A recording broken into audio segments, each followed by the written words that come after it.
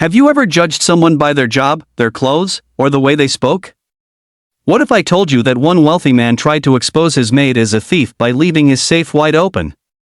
But what she did next shattered his heart and changed his life forever. Stay with me until the very end because this unforgettable story proves that true wealth has nothing to do with money. And before we begin, if stories that restore your faith in humanity inspire you, please like this video, subscribe to the channel, and turn on the notification bell so you never miss another powerful story. Jonathan Brooks was one of the richest businessmen in the city.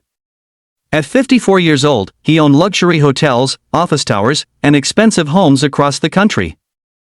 People admired his success, but those who knew him personally often described him as cold, suspicious, and impossible to trust. Years earlier, Jonathan's own cousin had stolen millions from his company. Since then, he believed everyone had a price. To him, honesty was only temporary. Given enough temptation, everyone would eventually betray you. After his wife passed away from a long illness, Jonathan lived alone inside a magnificent mansion that felt more like a museum than a home. The marble floors sparkled. Crystal chandeliers hung from high ceilings. Every painting was worth more than most people's houses. Yet despite all the luxury, silence filled every room.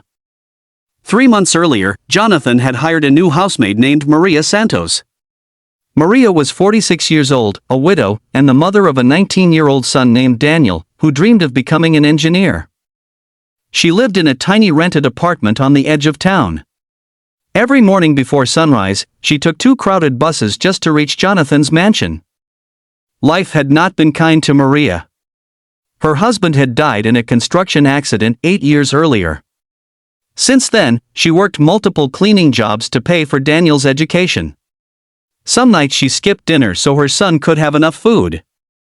She never complained. She simply smiled, prayed quietly, and kept moving forward. Jonathan noticed something unusual about Maria.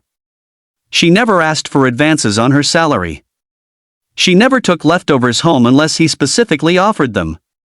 She cleaned every room carefully, treating each possession with respect. But Jonathan refused to believe anyone could be that honest. One afternoon, while speaking with his lawyer over lunch, Jonathan laughed bitterly. People pretend to be good until money appears. His lawyer replied, "Maybe you've simply forgotten that some people still have principles." Jonathan smirked. "I'll prove you wrong." The following Monday, Jonathan came up with a plan. Inside his home office stood a massive steel safe hidden behind a painting. Normally it remained locked with thousands of dollars in cash, expensive jewelry, and important documents inside. That morning, after Maria arrived, Jonathan intentionally left the safe door wide open. Bundles of cash were clearly visible. Gold watches reflected the sunlight. Diamond necklaces rested inside velvet boxes. He pretended to receive an urgent phone call. "Oh no! I have to leave immediately." He grabbed his jacket and rushed toward the front door, making sure Maria heard him. "I may not be back until tonight." The front door slammed. But Jonathan never left. Instead, he quietly entered the security control room connected to hidden cameras installed throughout the mansion. He sat in front of the monitors, waiting. "This is it," he whispered.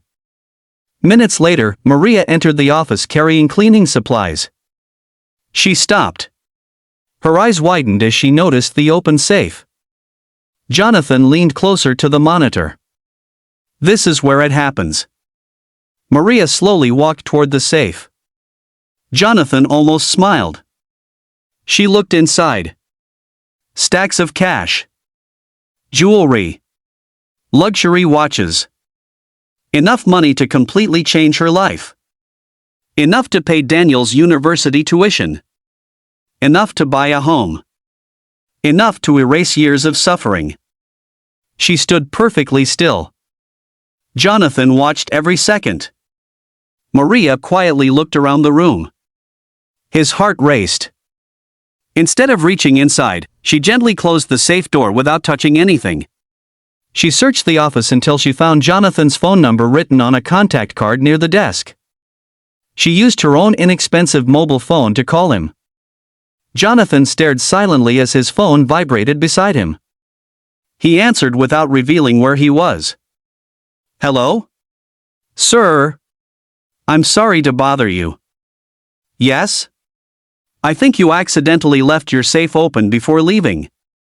I closed the door because I was afraid someone else might come into the room. Jonathan frowned. You didn't check inside? No, sir. Are you sure? I only saw that it was open. Those things belong to you. Jonathan ended the call. His lawyer's words echoed inside his mind. Maybe you've forgotten some people still have principles. Still, Jonathan refused to give up. Maybe she simply feared the cameras. The next day he prepared another test. This time he placed an envelope containing $5,000 on the kitchen table with a note reading, "Emergency cash." Again, he pretended to leave. Maria discovered the envelope while cleaning. She looked confused. Then she carried it directly to Jonathan's bedroom and placed it inside a drawer before calling him. Sir, there was money left in the kitchen. I put it somewhere safer. Jonathan remained speechless. Days turned into weeks. Again and again he created situations designed to tempt her. Loose diamonds. Cash on the floor. Expensive watches left in bathrooms. Each time Maria carefully returned every item. Never once did she keep even a single coin. One rainy evening Jonathan finally asked the question that had been haunting him. Maria, why? She looked confused. Why what, sir? You struggle every day. Your shoes are worn out. Your son needs tuition. You could have taken something without me ever knowing. Maria smiled gently. My husband left me only one inheritance. What was that? He taught me that poverty can steal comfort, but it should never steal character. Jonathan looked away. Maria continued. If I lose my honesty, then I lose the only treasure my son can inherit from me. For the first time in years, Jonathan felt ashamed. But fate had one more lesson waiting. A week later Jonathan received a frightening phone call. His bank accounts had been temporarily frozen because of a legal investigation involving one of his former business partners. Although he would eventually clear his name, access to most of his money disappeared overnight. At the same time, Jonathan suffered a mild heart attack while alone in the mansion. He collapsed near the staircase. His phone slid across the floor. Hours passed. The only reason he survived was because Maria arrived early the next morning. She found him unconscious. Without hesitation she called emergency services. She stayed beside him in the ambulance, holding his trembling hand even though she wasn't family. Doctors later told Jonathan that another 30 minutes could have cost him his life. When he opened his eyes in the hospital, the first face he saw wasn't a wealthy friend. It wasn't a business partner. It was Maria. She smiled with tears in her eyes. You're going to be okay. Jonathan whispered weakly. Why didn't you leave? She answered softly. Because no one deserves to face suffering alone. Those simple words pierced his heart more deeply than anything else ever had. During his recovery, Jonathan began asking Maria about her own life. For the first time he actually listened.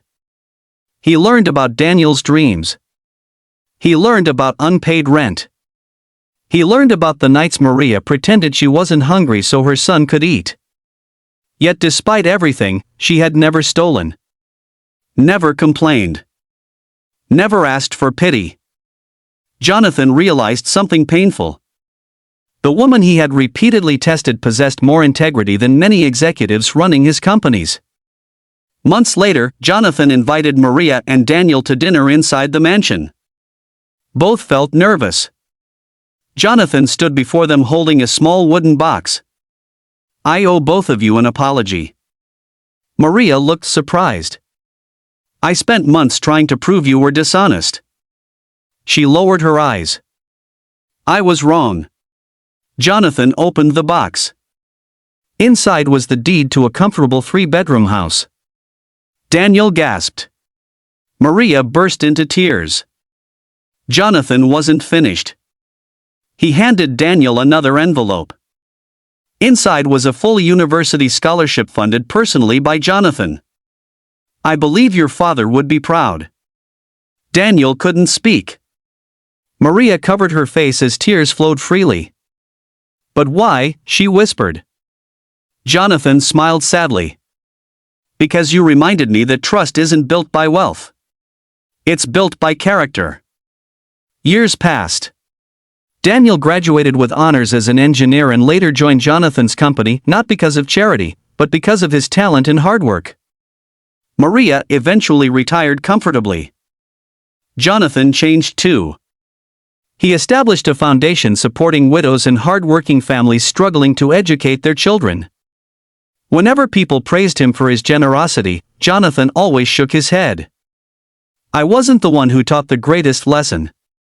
One afternoon, while visiting the foundation, a young volunteer asked Jonathan what had changed his life. Jonathan smiled as memories filled his eyes. A poor housemaid closed an open safe. The volunteer looked confused. Jonathan continued. I thought I was testing her honesty. He paused. But God was testing my heart. Sometimes the richest people are not those who own the biggest houses, the most expensive jewelry, or the largest bank accounts. Sometimes the richest people are those who refuse to sell their integrity no matter how difficult life becomes. Money can buy comfort, but it cannot buy honor. Wealth can fill a mansion, but only kindness can fill a home. Jonathan spent decades protecting his fortune.